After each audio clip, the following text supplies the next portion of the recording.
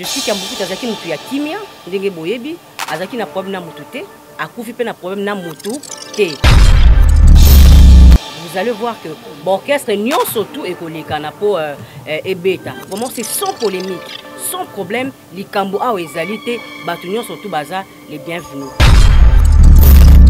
Papa chéri na poto ngaza na Kishasa mais par rapport à l'appel sera mission na biso nyonso to sala mikolo yo moi 5 à 10 minutes consacrer na makambo ya vie faut ko panza sango makasi bulo ngaka yango wana ngana bika musama ko panza sango donc faut na mission to sala sanga moi 5 à 10 minutes na expliquer munene kaka ya vie faut na ko la musala musala ba ba naki était vieux Joski vieux Joseph Kiambukuta Londa.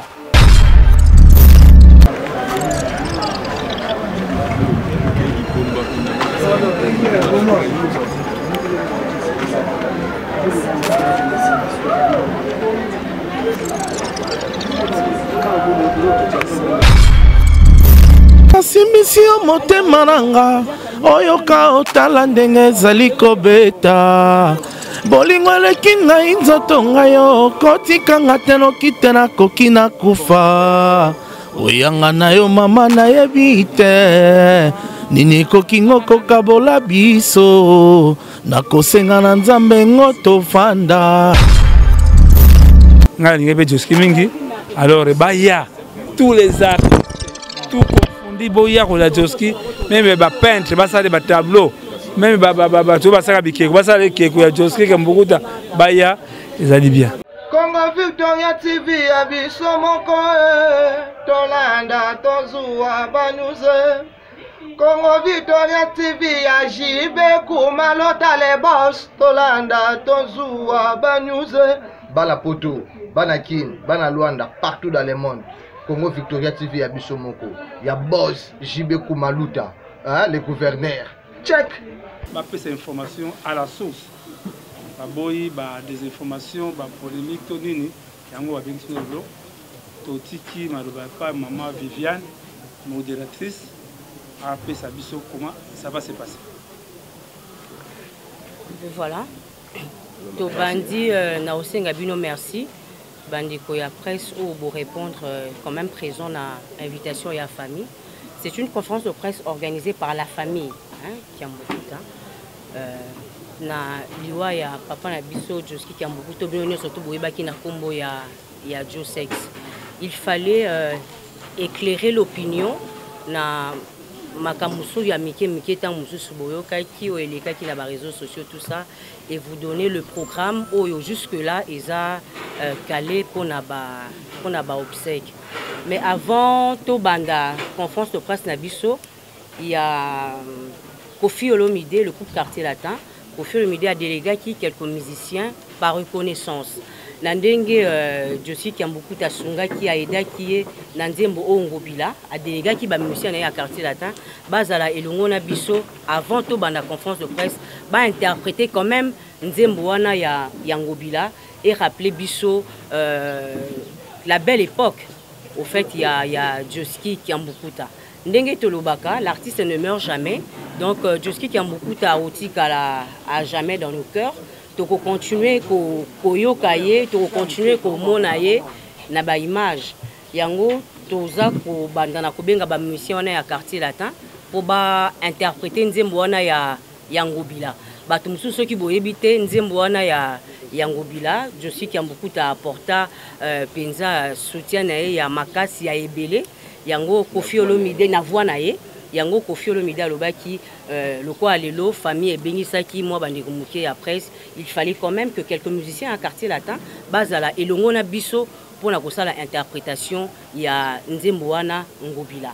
Alors avant tout banda kulutu nanga Dieu donner yangumba azali avant azwa parole na ye to kobenga na ba musiciens na ya Quartier Latin ba osala biso interprétation ya nzembo wana Ngobila ba o nyonso to bomoni bazali nzinga bazingi biso c'est la famille Kiambukuta. Baleki ya Joski Kiambukuta ba na ye.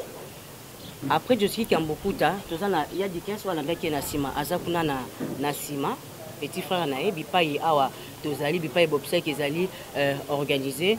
Ya Philippe Azali, ya Loubé Azali, ya Made mwana ya mobile ya liboso princesse mwana ya mwasa uti poto tozana ya Franck et famille baza musuna sima ba musu bazana kati ya ndako.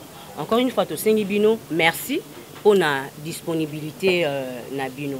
L'émission de quartier latin, si vous êtes là boki déjà koya pour la interprétation ya nzembo wana ngopila.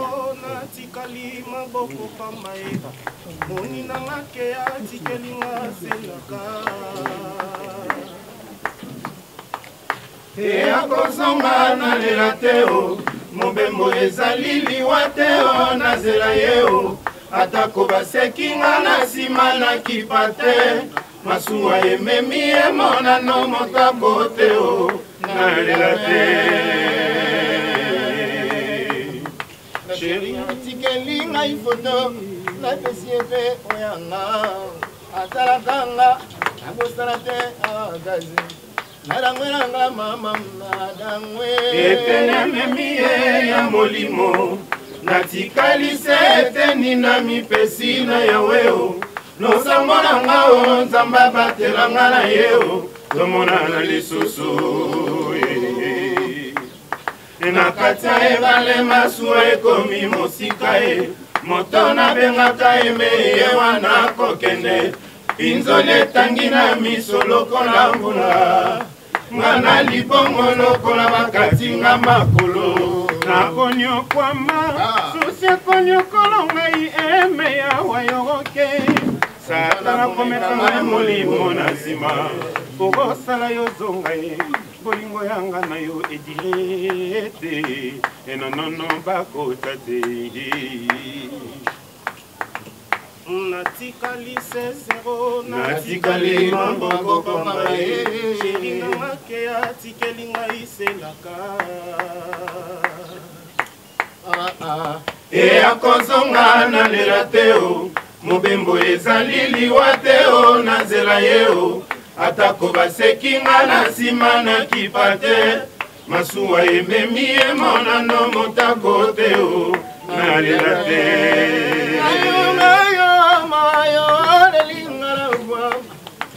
mwana mama yaya lelie nzoka nsende ya bolingo yoke ya kumbi mabokendaka ozongaka kalakala nsima mwa moto epai ozali ngelaka bolingo ponini esalemaka boye moto yo kolinga ejour ifo akende baninga balingaka bazwaka litumba oyanga bolingo etanelise tonga wasumo mokuya ekanga minga na nzoto ngaisomi ya mama mokuya etinga minga na nzoto ngaisomi ya mama eloko bolingo enyokolose ngai eloko bolingo enyokolose joniko eloko bolingo emonela saminata baninga balingaka bayaka sante oyanga bolingo esilisi ngai nzoto bandeko natikali kaka mikuwa ya pamba naze ya mposo natikali kaka mikuwa ya pamba ngai somi ya mama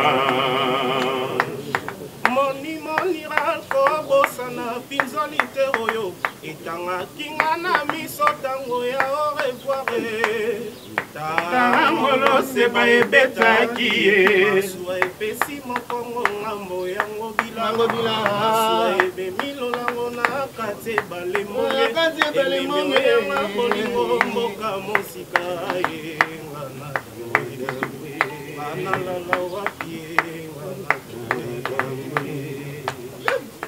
esala oya e mikoleleki mingi esala oya e nokinga na kowa e esala oya e nzoto ebandi kosima emera bolingo kobosanaka te sheri e yotiki mwana moninga na pasi e yotiki moto alambakela na bwale yotiki moto alingaka yo na pili zonga noki zonga noki zonga noki zonga noki Zonganoki. Qu'est-ce qui est Zonga? Zonganoki. Zonganoki. On applaudit, on applaudit.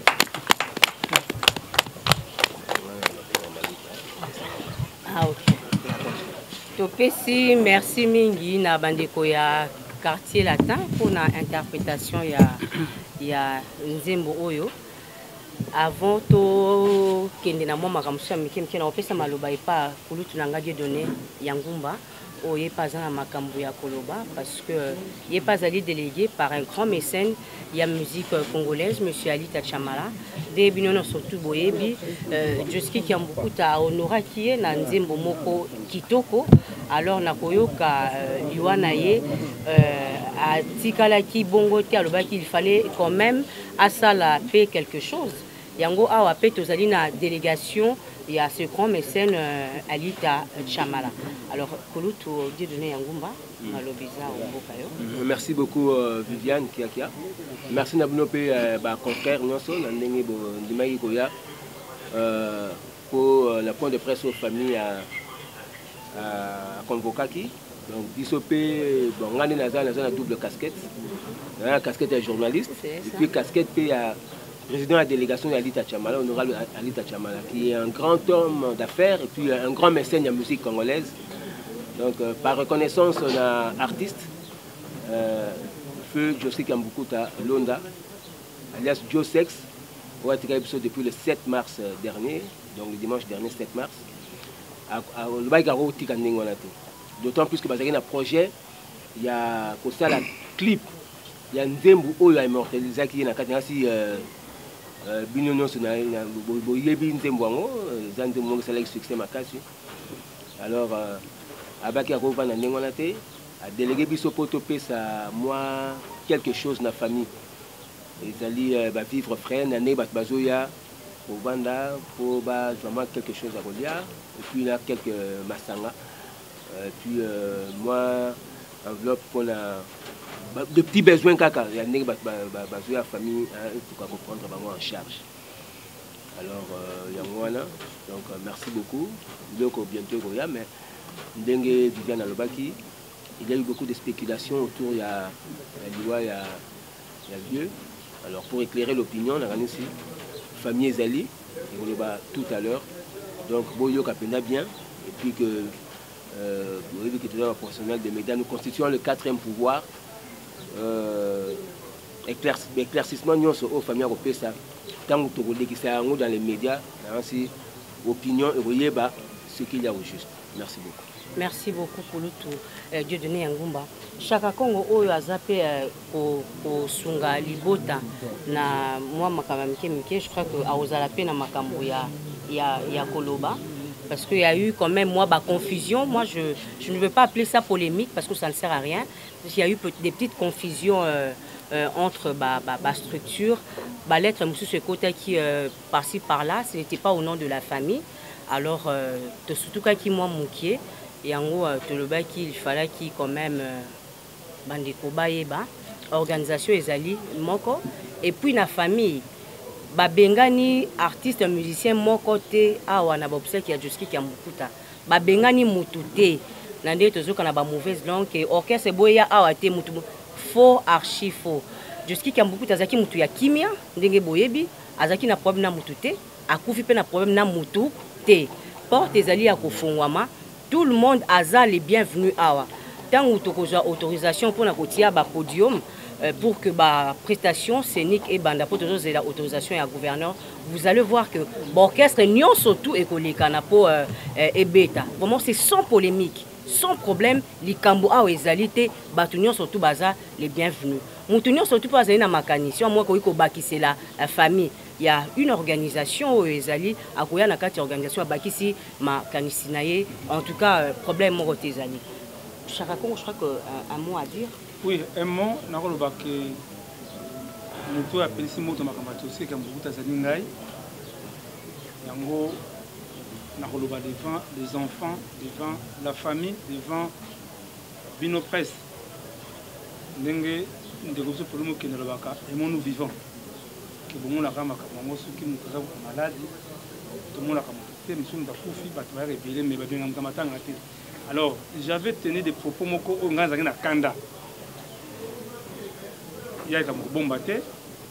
Il y a eu l'occasion il y a concession nationale au chef d'état yambaki ba artiste ilo ke ki wana a partir de lelo na longoli maloba wana na singi bango ba bolimbisi que tamusunga ba kanda kanda la lobe on a su ya kanda parce que il y a na qui dessus il y a ba comportement de ko artiste envers papa tout ça mbuta lokola na ba kundi ete ta ko sepela na longola maloba wana na invité ba artiste surtout net lelo bukamwe tamusu omoni groupe quartier latin oyawa Edidio Rabenga na Tongo na non oya omoni bango baye. Alors on invite tous les artistes nde balobaka mutu moko na pouvoir la kolamusa mutu te ata mutu abiso ba million José la mosote. Alors que bolimbisa na maloba wana mais liwa José ezala matière de réflexion abiso ba artiste il y a matière de réflexion en tout cas aloba mingi te le programme provisoire famille ko pesango le but c'est de accompagner famille ndenge maman Viviane lobby to boy mutu na kati ya comité d'organisation te au lieu de la comité d'organisation que na mutu nga aider biso boye bomoni mbongo bo pesanga te bonga na mbongo mingi bo pesanga te boke mbamu na famille boke pesa mbongo ya matanga soki contribution na ndenge papa Ali da Chamala. En tout cas merci encore que baibaka ne ba minde ba reconnaître beaux amis de malheur. Vraiment pour ça on va être tout va ndenge maman Viviane lobby que toute autorisation papa Chantining Ngobila a copié me la biso ngote instrument aux ala pour bête musique. En tout cas honorons notre frère Toski Kambukuta, l'artiste ne meurt jamais. Merci beaucoup Chaka Congo. Je crois que l'opinion a été éclairée. Ceux qui moi Makambozari qui Chaka Congo a sengi pardon à bas propos naé bas propos Ezaki tenu car par Chaka Congo lui-même ce n'était pas au nom de la famille, ça je tiens à le préciser. Ce n'était pas au nom de la famille. Ezaki na kanda ya yemoko Chaka Congo ninga le biazara mutu ya kanda. En tout cas la famille n'était pas concernée. Alors pour le programme, je crois qu'il y a Lucas Azali, a copié sa programme provisoire. Oyo Ezali en entendant. Et puis ce truc qui sa micro na si ma ba câble biso yo koma. Pas de 15. Allez gamin. Avec beaucoup de respect. Allez. Un programme provisoire non tous en ango. Oyo kana bien. Merci beaucoup pour l'assistance. Au fait, pour le programme provisoire, tu as un courant semaine au Bana. Probablement, il y a le 24 ou le 25. Donc le 3, il y a les projections de Salaki, de tantôt la possibilité de se contacter aux gens. Mais pouvoir mettre le 24 ou le 25, mais tu as au courant semaine au Bana.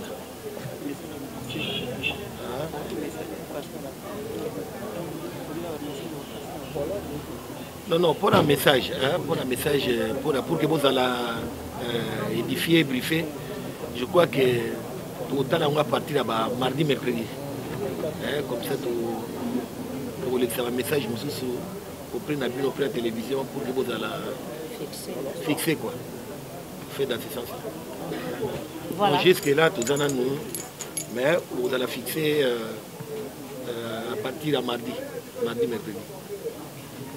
Alors, je crois que le programme est banni provisoire le 24 ou le 25. Ouais. En cas il y a changement, vous allez fixer pour communiquer mars 2021 pour préciser. Donc le 24 ou le 25 mars 2021. Ouais. Le programme provisoire. Bon, tu éviter peut-être que vous avez posé un mois mi balé misato ya mingi pété. Pour te permettre bandeko ba okene misala pe ba bazonga na misala na bango. Moi 2-3 questions rapidement pour que plutôt spéculer nos familles fixées on a montré à l'édition dessus et nous allons tout ce qui on est article bana boni et puis il y a ça pour la Suisse en ngai moni mutuka moko ye na basaka nyonso kayaku biloko ebele ekoti awa eza wana libanda deja ye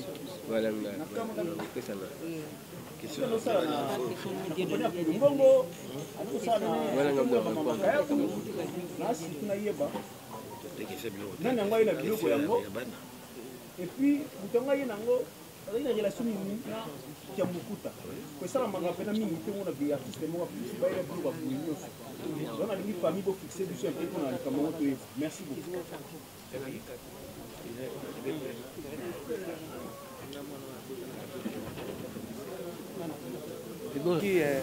La question posée, la question posée à Liboso, il y a Bana. Il y a maladie, bon malade tu sais que mingi il a AVC. Il a AVC, donc avant la maladie a presque 19 ans. 2 oh ya bana je suis à 4 balles. Et 3 oh le big biloko zo ya ebele voilà kutu motuna ya Chambertin Dieu donne à nous pour répondre. Donc je crois des réponses, troisième réponse de nous bon, Jordan, je dis alors merci pour la question. On a aussi vu que Bartiste, Yosa Mutosa, chroniqueur de musique, il n'y a pas d'art sans mécénat. Donc Bartiste, il faut le rappeler là, mécène. Et l'un des grands mécènes de la musique, il est bien honorable Alita Chamala. Il y a une bonne relation avec Joski Kambukuta. Parce que Joski Kambukuta est parmi les premières personnes qui ont immortalisé les vieux. Dans le Morobo. Dans le Mamoua couplet. Leki a cancé Alita Chamala. Merci beaucoup, jazz. Donc, il y a un monde qui est là que vieux Joski, honorable Alita Chamala, comme appelle donc Bandeko. D'ailleurs, projet Moko Zalaki vieux à la clip Yanzembouana. Parce que ils ont parmi les meilleures chansons Oyo, Yembela Alita Chamala. Donc il tire dans la moutouna. Mais il veut salir que vieux Kendafan. Donc comprendre. Mais la reconnaissance wana. Abil comme non quoi à côté la famille pas maté. Donc on va vivre en ayé. Hein? Il faut à son famille ndenge batbaso ya kolala awa tout ça va rendre maman visite moi le karolia moi mai et puis moi enveloppe ezali na ndenge que tant musuba besoin monsieur kozala en dehors ya bilia na le kakomela malobi eza parce que ngam tune na za chef de délégation de yawa ayebisinga na yebisa famille eza sukate na tangu pe ba kopanda matanga so bakundi mowe hein. Moi, le repère aux ala pour na ndenge ba opandana. Donc en reconnaissance l'artiste a roti la famille ndengwante. On moni ba biloko na ndenge yewana. Voilà. Vous êtes pas honorable à l'État. Blaise Kinsala ozeli mo mukie, il y a plus de mannequin. Oui, bon tout question Martin Dengi elengi komoti. OK. Ngani on a une question pour poser la continent pas gouverneur na biso Chantiningo. Bon malade dans mboka ils a pas. Moi déjà baliba ba vaccin déjà. Na éviter surtout ba mesure ni bozo ko sangana sida ba oui ma vaccin. Na éviter dans tout la mituna ta ba boyi na tout na. Là mboka na biso ko to ata ba boyi ba vaccin na mboka na yo ki on déjà ya ki faut ba pesa ngo maladi zo ba samara se ko ba ko to éviter et là ba konza mboka et là biso ba tout normal nous avons so ba kundi biso na temps to kinda maman l'élection na sécurité na éviter oui c'est biso politika ka elala combien de jours photo et ben pour le concert au Roberta. Pardon.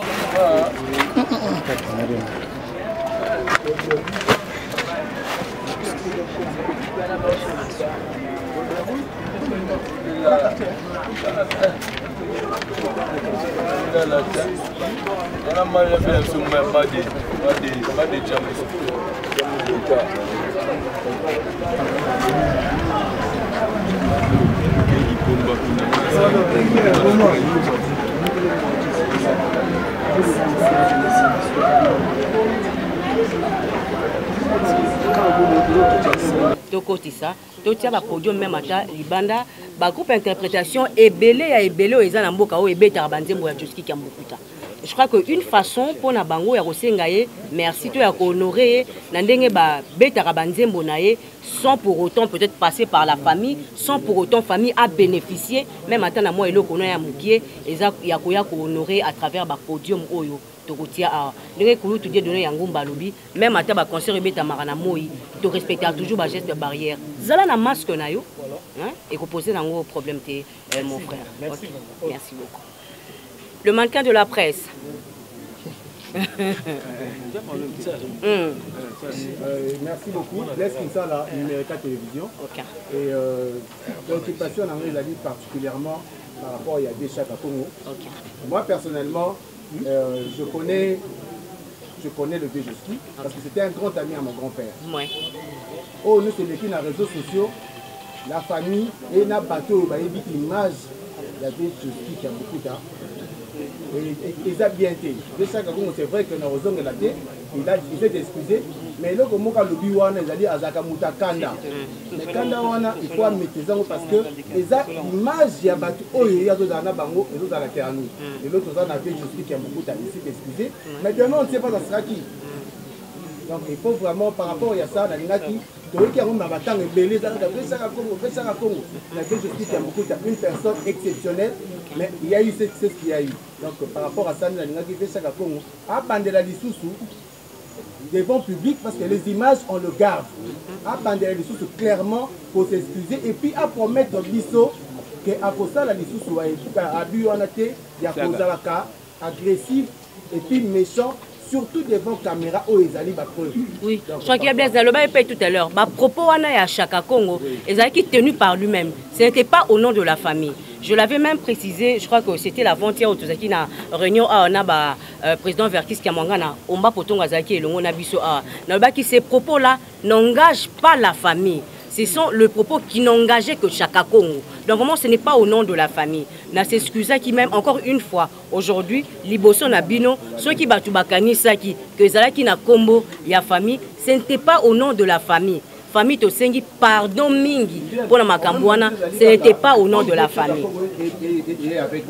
Okay. Il peut nous rassurer seulement que à la prochaine kanda na yewana et que ça la manifeste par rapport ya bandeko yo batikali ba grand belé bazali o ya zala kana bango o biso to yiki masolo na bango à travers ye chaque fois c'est le travail qui excusez-moi na bien chaque fois mais c'est un papa ça la bezali vraiment louable mais par rapport ya kanda na yewana ndé les autres baby c'est le dernier image na ye na batu mususu donc ça vous promettre presse bon ça répondre ezali kobebisa lokumu ya mowete. Je crois que ce monde va y émission belé vous en avez tous tout ça là 70 ans il y a Karina Chitemba tout ça là na 50 ans il y a Karina Chitemba le sport a passé dans la télévision et tout les jours ici bateau tout ça le sport ba ya la télévision était dessus dernièrement consultation nationale du chef d'État ou avec un artiste ngazala na kati ya bureau ici comme Angozalaki. J'avais suggéré que Batia comme avait Joski na kati, mais les amis ont refusé. Non, on maîtrisait Kanda Sikoyo, artiste ba bakaboyi. Ba moninga tanga passe. Vraiment nazaki dessus parce que souvent quand tout le monde a su mutabeli, ba ka te mso mutakufi ba yaka. Mais en tout cas, tout ça va dans Zambie, lundi, le coup de Joski. Alors, on va se conseiller à quand non. À la prochaine fois, artiste. C'est un pardon. Mais na ça on en côté na ça qui na souci ezaka kanda mais kanda négociation na sengi bolimbisi na bengi na ndeko moni quartier latin bamol baye babenga na tonga biboya baye on a invité tous les artistes ba la vie na biso moninga na bango à l'avenir kanda on a fait à la prochaine fois bango non pas changer bango les jeunes de kanda de tika otika on va potongo OK la famille OK na ko parler na bana na question oyo bana baza bana on a papa du 15, au hasard, il y a tout soit précision. Parce que vous avez une réunion, il faut que la réseau social déjà, il y a 3 lettres où il faut que la présidence. On a un arrêté,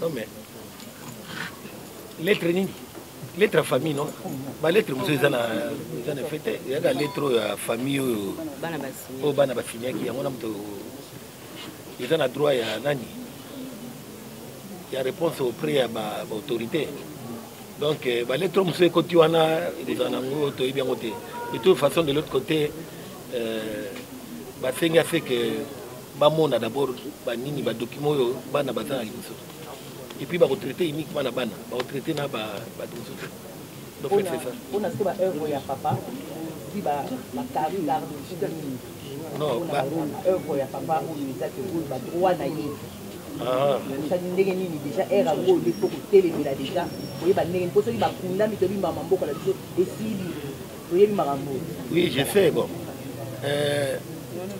question ba ya ba œuvre to la nilango bon nga musicien te nga na pratiquement na secteur mususu mais tout ça na batu et puis secteur ya musique na ibi quand même batu belé et puis tout ça na mutaza pour appuyer biso nani Dieu donné ali aibi a makasi côté wana c'est de la famille a épauler biso abano nini collecter biso comment faire et puis tout ça na nani Eric Mpoi.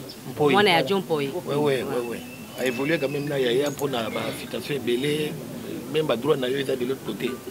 Na Kenya. Je pense que ça quand même, on a la blender pour suivre les banines.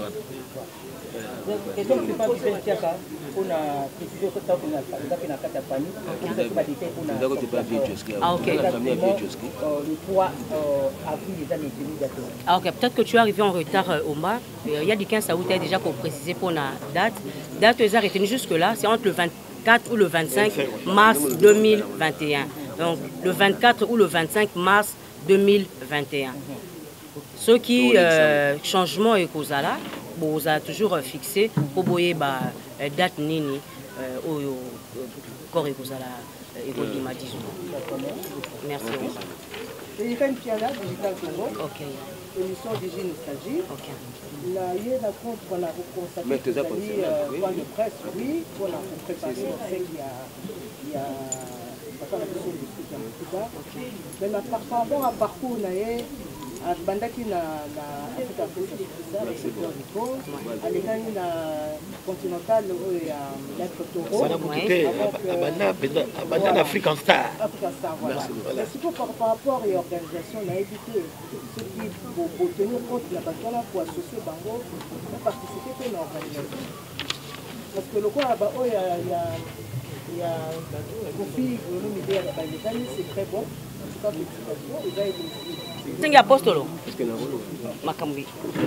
Donc après quartier latin, dans Torobima, pour tout méga côté la bilo ndenge côté moi échantillon famille le bama liloba tout ça, on a le bama liloba bongo tout pendant tout se retrouver quelque part parce que on aura la liste à Chamala, il a zappé ami à presse. Comprendre? Donc on se retrouver moi quelque part au Vandi na biso. Moi nini ndenge za la raga. Donc deuxième mi-temps na biso quoi. Ah OK. Quartier latin bazali ko interpréter les biso babi banzembo bango ba préparer bazo interpréter babi et puis ouragan. Banzembo bango ba interpréter ba yaki pour ba interpréter yango. Solo sala kiata bijou nena soma kole ababié ona la takayo na kingo. Oye simalelo na yebite ngai mwana moto na yezoba likolo ya kobanza sheri soki solo zalaki ata biju nde nasomba kolia babie onalataka yo na kingo nakoaolingozokezatingi nzoka ngambo ngai mwana moto na yezoba likolo ya kobanza sheri biso ndela somba kolea babie onalataka yo na kingo nakoeolimasokenoti mingi nzokanga mbongai mwana moto na yezoba likolo ya kobanza sheri soki zolozolekiotabisa elasayo na nzoto na ngai ponokabwa na se mokolo nakokufa nakobelanga bolingo elekinga babie nazala pembeni nanga mama yozali koyanga motema babi system babiba nakobangaka kozanga babi nanga mama namonaka sola zangi bomoi bolingo ekomi osala orage bolingo ekomi osala ouragan amour ekomi osala orage na bolingo mwana moninga oyaka na motema mwana moto kotikanga te moningami bolingo ekomi osala orage bolingo ekomi osala ouragan amour ekomi osala orage na bolingo mwana moninga oyaka na motema mwana moto kotikanga te moningami bapara batindanga na yawa na poto ye tosalisana tolingana tobota mama na mes ngana yebiasa na mbindo te na motema wana ndenge ngana yebie ongeloko nini ekosa yo otike ngambi semene mobimba ta liloba te zoluka moto waze mokara mememe nazalaka na mbongi yo te ya motema nanga mbala nyonso tamona dangaka tanga makila nanga motema etangaka eyebisa mama verse azala affection pe tendresse nanga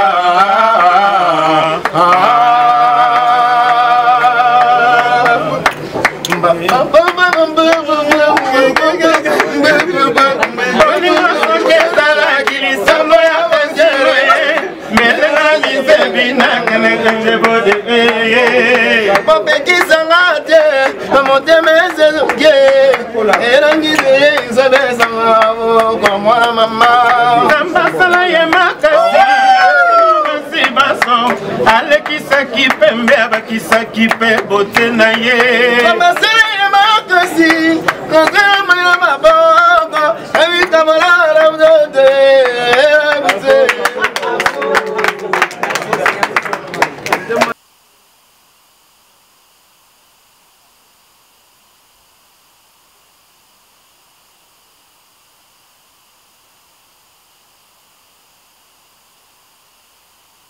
Congo Victoria TV ya biso moko tolanda tozuwa banuze Congo Victoria TV ya jibe kumalota le boss tolanda tozuwa banuze bala poto bana kin bana Luanda partout dans le monde Congo Victoria TV ya biso moko ya boss jibe kumaluta le gouverneur check